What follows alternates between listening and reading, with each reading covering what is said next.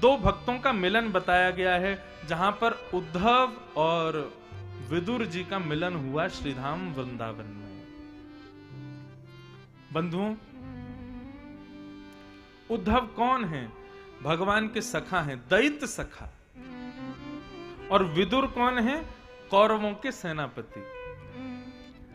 घटनाक्रम लगभग सबको पता है कि भगवान शांति दूत बनकर के गए थे शांति प्रस्ताव के लिए। दुर्योधन से जाकर के कहा कि पांडवों को 5 गांव दे दो, युद्ध करने की जरूरत नहीं है। लेकिन दुर्योधन ने स्पष्ट मना कर दिया, बोले बिना युद्ध के सुई के नोक के बराबर जमीन भी नहीं दूंगा।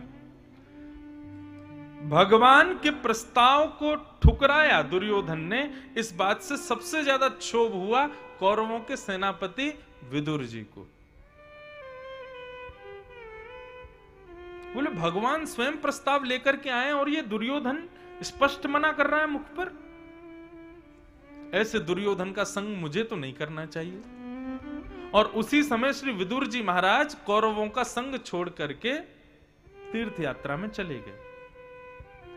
तीर्थ यात्रा करते हुए उनका वृंदावन आगमन हुआ और यहीं पर श्री विदुर जी, उद्धव जी महाराज ठाकुर जी की पादुकाएं लेकर के बद्रीनाथ जा रहे थे। तभी दोनों भक्तों का वृंदावन में मिलन हुआ और वृंदावन में भगवत सत्संग हुआ।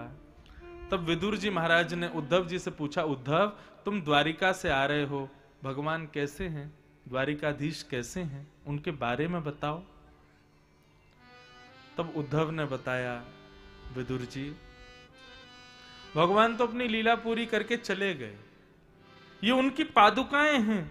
भगवान ने ये पादुका मुझको दी कि तुम बद्रीनाथ चले जाओ, बद्रीनाथ जाकर के भजन करो। तो मैं तो बद्रीनाथ जा रहा हूं, ठाकुर जी तो अपनी लीला पूरी करके चले गए। विदुर जी को जब पता चला कि भगवान बिना दर्शन दिए ही अपनी लीला पूरी करके चले गए, बहुत रोए विदुर जी। विदुर जी बोले मैं कितना बड़ा अभागा हूं, ठाकुर जी का दर्शन नहीं कर पाया। तब उद्धव जी महाराज कहते हैं कि चिंता मत करो, भगवान ने जाते जाते एक प्रवचन हमको सुनाया था, भागवत धर्म, और उस प्रवचन का अधिकार तुम्हारे लिए भगवान ने मैत्री मुनि को दिया है कि तुम मैत्री मुनि, मेरा विदुर तुम्हारे पास आएगा, तुम उसको ये सब बातें सुना देना। तो आप मैत्री मुनि के आश्रम जाओ, वहां आपको भगवान का अंतिम उपदेश मैत्री मुनि सुनाएंगे। तब विदुर जी महाराज मैत्री मुनि के यहां आए और मैत्री मुनि से उनका जो संवाद हुआ। अब यहां से तीसरी धारा कथा की प्रारंभ होती है। 3 धाराएं हैं भागवत में, सूत, सौनकादि, सुखदेव, परीक्षित और मैत्रेय और विदुर। अब ये तीसरी धारा यहां से शुरू होती है। श्री विदुर जी महाराज मैत्रेय मुनि के पास जाते हैं और मैत्रेय मुनि से जाकर के कुछ प्रश्न करते हैं।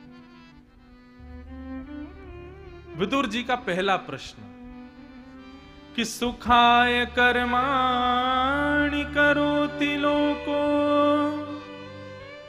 न ते सुखम वान्यदुपारमं वा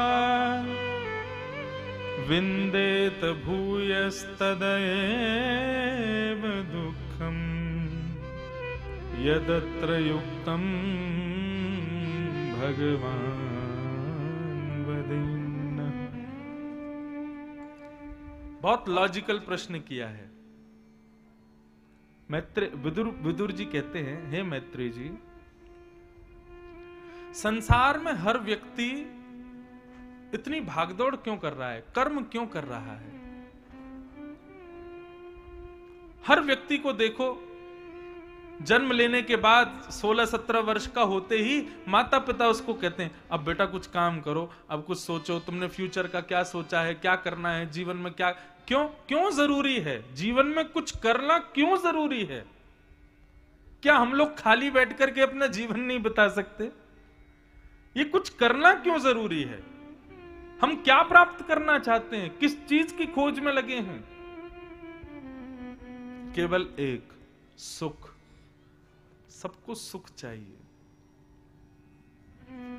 चाहे इंजीनियर हो, डॉक्टर हो, पायलट हो, ड्राइवर हो, रिक्शा चलाने वाला हो, लेबर क्वालिटी का हो, बहुत बड़ा प्रधानमंत्री हो, राष्ट्रपति हो, सबसे पूछो इतनी मेहनत क्यों कर रहे हो?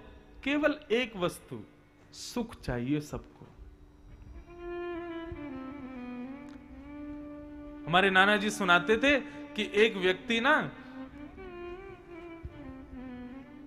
खटिया होती ना, खटिया जिस पर सोते हैं, खटिया उल्टी करके उस पे अपने घर का सारा सामान रख करके और उस खटिया को उठा करके अपने सिर पर रख लेता है। कहीं जा रहा होता है, तभी दूसरा व्यक्ति सामने से आता है, वो कहता भैया इतना सारा भार सिर पर लेकर के कहां जा रहे हो? तो उसने कहा कि मैंने घर बदला है, दूसरे घर में जा रहा हूं। तो बोले इतना भार सिर पर रखा है, तुमको कष्ट नहीं हो रहा? तो वो व्यक्ति कहता है अभी कष्ट हो रहा है, लेकिन थोड़ी देर बाद जब मैं अपने जगह पहुंच जाऊंगा, वहां खटिया उल्टी करके रखूंगा, इस पे लेट जाऊंगा, तो यही खटिया फिर मुझको सुख देगी। ऐसा हमारा जीवन है।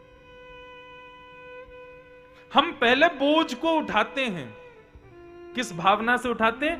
एक समय आने पर यही बोझ हल्का होके हमको सुख देगा, लेकिन वो बोझ कभी हल्का ही नहीं हो पाता। ब्याह कर लो, सुखी रहोगे। विवाह कर लो, सब ठीक हो जाएगा। ब्याह कर लेते हैं, पत्नी घर आ गई, अब सब ठीक होगा, अब सब ठीक होगा।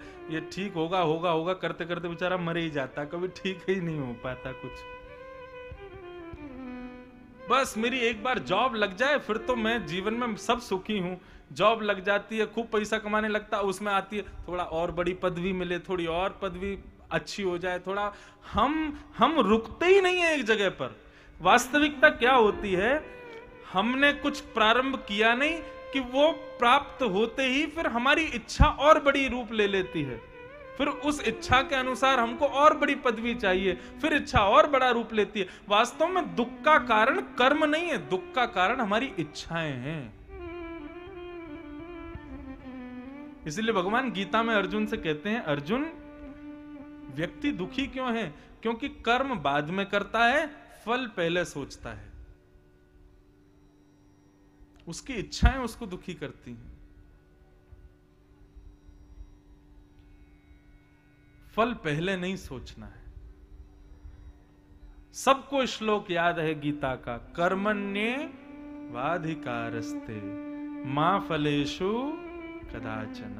तुम्हारा अधिकार किस पर है? केवल कर्म पर है, फल पर नहीं है। हम फल पर भी अपना अधिकार जमा करके और फिर दुखी हो जाते हैं। वो अंग्रेजी में कहते हैं एक्सपेक्टेशंस ऑलवेज हर्ट्स, और संस्कृत में कहते हैं आशा ही परमम दुखम।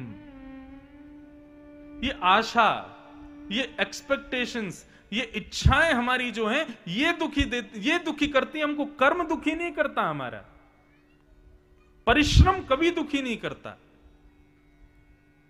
दुख देता है उस परिश्रम से सोचा हुआ जो सुख हमने पहले ही सोच लिया है, वो हमको दुख देता है।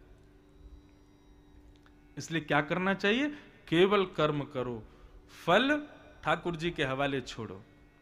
जीवन है तेरे हवाले मुरलिया वाले।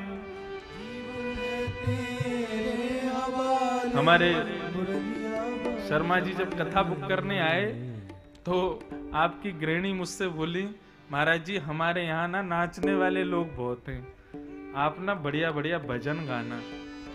मैंने मैया भजन संध्या करा लो, मैं तो कथा करना जानता हूं। लेकिन अब आ जाए मन में तो है। मैं सच बताऊं, बंधा हुआ वक्ता नहीं हूं। मुझे अगर बांध दिया ना कि ये करना, तो मेरे से कथा नहीं होती। आप कह दो कि महाराज खुली छूट है, जो कहना है जो करना है करो, फिर देखो फिर आता है आनंद। अब यदि कोई ताली बजा करके नहीं गाएगा, उसको अपने बगल वाले की सौगंध है। जीवन है तेरे हवाले मुरलिया वाले, जीवन है तेरे हवाले मुरलिया वाले, जीवन है तेरे हवाले मुरलिया वाले, जीवन है तेरे हवाले मुरलिया वाले। अच्छा, ठाकुर जी के हवाले होने का मतलब ये नहीं कि आलसी हो जाओ, कल से कुछ मत करो, ठाकुर जी पे छोड़ दो। कर्म का अधिकार अपने पास रखो, फल ठाकुर जी पर प्रदान करो। ये है ओ जीवन है तेरे हवाले मुरलिया वाले, जीवन है तेरे हवाले मुरलिया वाले, अरे मुरलिया वाले